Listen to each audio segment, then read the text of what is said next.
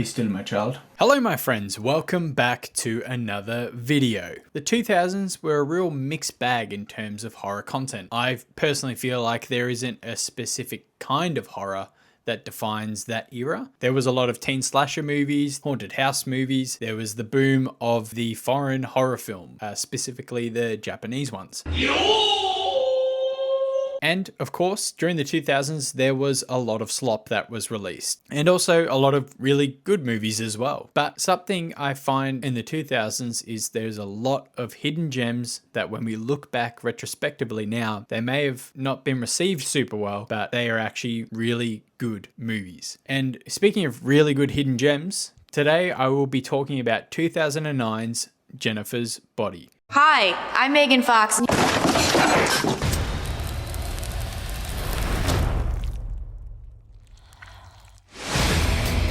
Chip is looking really cute to me lately. How is he tasting these days? You are never a good friend. You could have anybody that you want. Why Chip? You're killing people. No, I'm killing boys. Are you scared? You only murdered boys. I go both ways.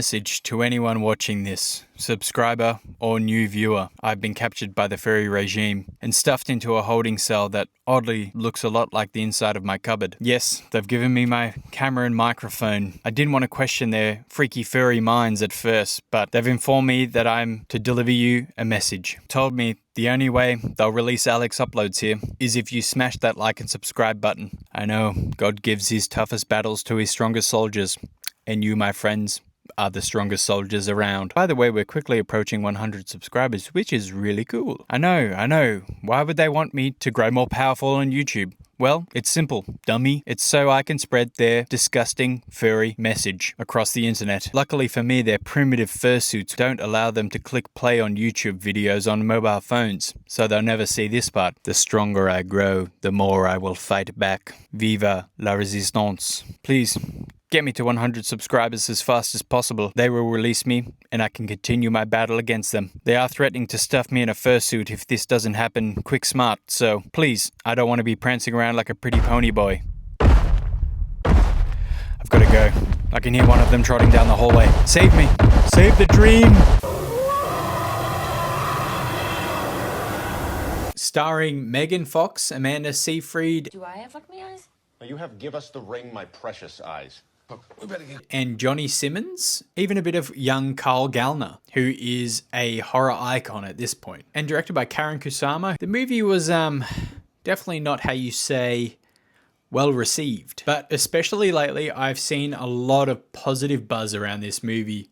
People who are similar age to me looking back and being like, you know what, that was actually pretty good. So naturally, with the rediscovered love of this movie going around the internet, I thought, why not farm it for content? A bit of history about myself. So, in 2007, Transformers 1 was released, and the world and every young boy on the planet was introduced to what would be maybe their first or their ultimate celebrity crush for the rest of their life. And 10-year-old Alex was no different. 10-year-old me, hand on my heart, believed that Megan Fox was going to see me one day and fall in love, sweep me off my feet, and take me away to a better life. And admittedly, 11-year-old, 12-year-old, 13-year-old, 14-year-old Alex believed this too. But in 2009, when I found out this movie was coming out, I was beyond excited. This movie is told from the perspective of Jennifer's best friend, Anita, or as people call her, Needy. And it may sound weird or mean to describe Amanda Seyfried's character as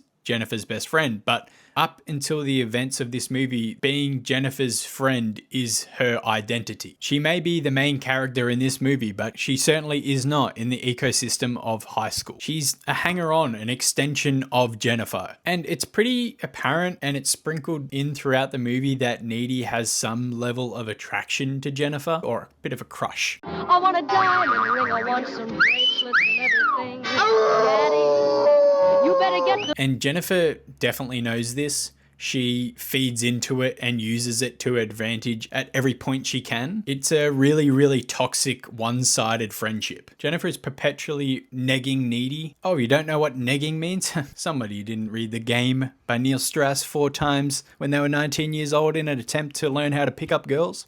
What a loser. It is hinted that Jennifer and Needy have a bit of a deeper connection going on. They're a bit in tune with each other. This pops up once or twice in the movie, but frustratingly, it isn't really explained. It is a bit of like a plot device to clue in Needy to what Jennifer is up to. It is slightly lazy, but we'll give it a pass. So after Jennifer convinces Needy to ditch her boyfriend Chip, don't worry, there is a whole Chip section in this video, and I'm not talking about the snack, even though Chip is a bit of a snack.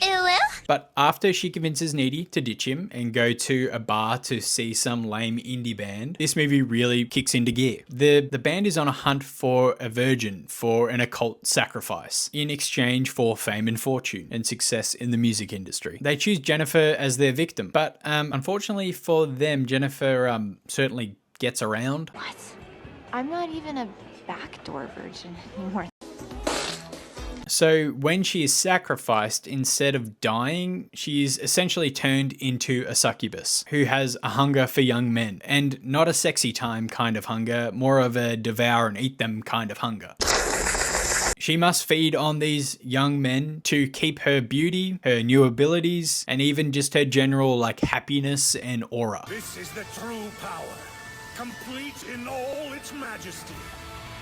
This is autonomous Ultra!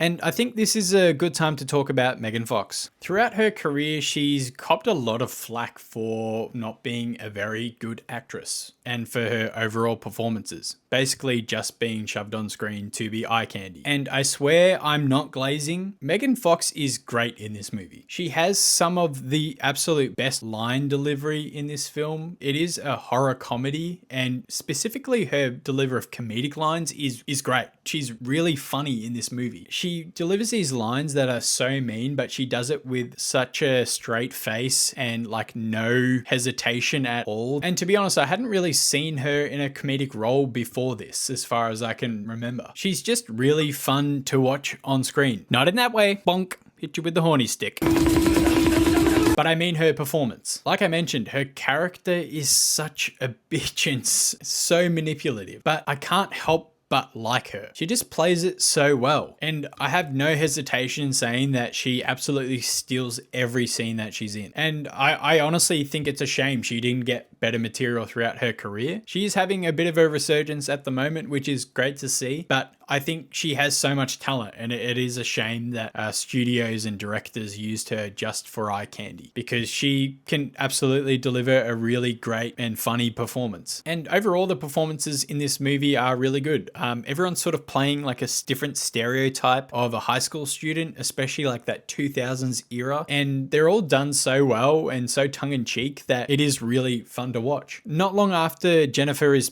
possessed, she finds her first victim. Jennifer chooses one of the high school jocks, and after a makeout sesh, she devours and eats him. I legitimately remember 12-year-old Alex being like, that would have been so worth it. I wish that was me. And from there, Needy quickly figures out that something is up with Jennifer.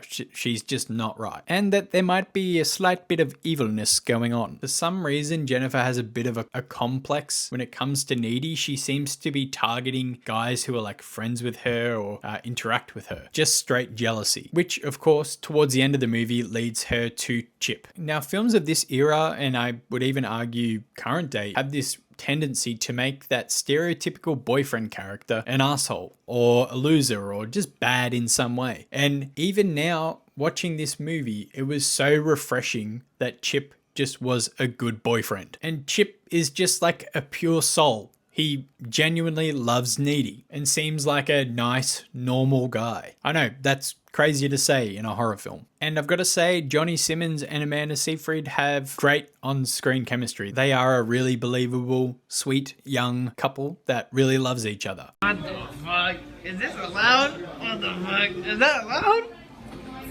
And Chip, I've got to say, has one of the best and funniest lines in the whole movie. Basically, more and more guys from his high school are dying, and his mum's worried about him going out to prom, so she gives him some pepper spray. And Chip delivers this banger. I can take care of myself. I've been using the Bowflex. I don't know, I just find that really funny for some reason. But of course, just like real life, we can't have anything nice. After Needy breaks up with Chip in an attempt to protect him, she actually dooms him. Jennifer lures Chip to a secluded area and kills him before Needy is able to save him. But don't worry, Chip didn't go down without a fight. He's a real one. Honestly, it was sad. I felt sadness for Needy and for Chip. Gonna cry? Which is great. Obviously, you want to be connected to the characters. We have our final battle with Jennifer and Needy. She learns that Jennifer's particular demon is weaker and very vulnerable when she hasn't fed. So she sneaks into her room and stabs her through the heart. She effectively gets a debuff when she's hungry. A bit like my lovely sweet angel girlfriend who gets a little bit cranky when she hasn't had a snack.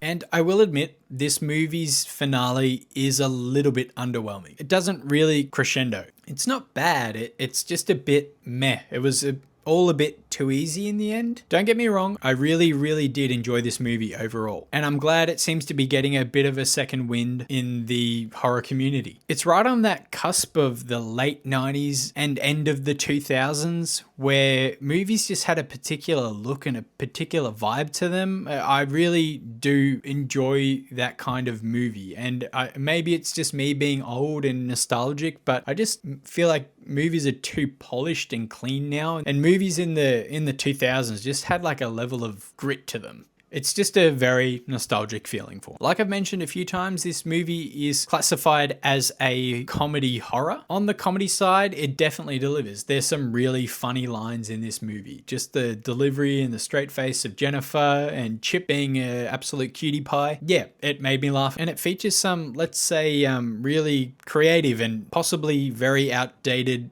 you wouldn't see in a movie these days, swear words. So just be warned. But will this movie scare you? Definitely not, unless you are a massive sook. You're a pussy. But it is entertaining as hell. It's a great spooky Saturday night movie. It's also, I would say, a really good entry-level horror movie for a teenager or someone who hasn't really dipped their toe into horror movies yet. Girlfriends beware, if you show this to your boyfriend, it may reignite his Megan Fox crush. Word of warning. But that has been my review of 2009's Jennifer's Body. That sounds like I'm reviewing a woman's body. I'm not. It was a movie. You watched the video. Thank you very much for watching. I'll see you in the next one. Hit that like button, hit that subscribe button. I'll see you next time. Bye.